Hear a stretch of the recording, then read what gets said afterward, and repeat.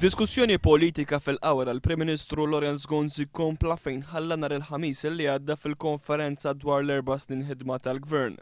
Lawrence Gonzi jiftahar dwar l-impjiegi li rnexxielu joħloq il-gvern tiegħu, jiftahar dwar l-edukazzjoni u fuq kollox dwar il-qasam tas-saħħa f'pajjiżna. F'din il-leġislatura, l-oħra tajna l-Mater Dei, l-estejna insejnija wkoll ta' għax insejna kemm tħabatna. Jiena meta sirt Prim Ministru l-Mater Dei kienet blokka konkos ġebel u saqaf. Madankollu injora l-problemi persistenti li qed ikun hemm fil-qasam tas-saħħa, partikolarment il-waiting list li fullar u l-mediċini out of stock.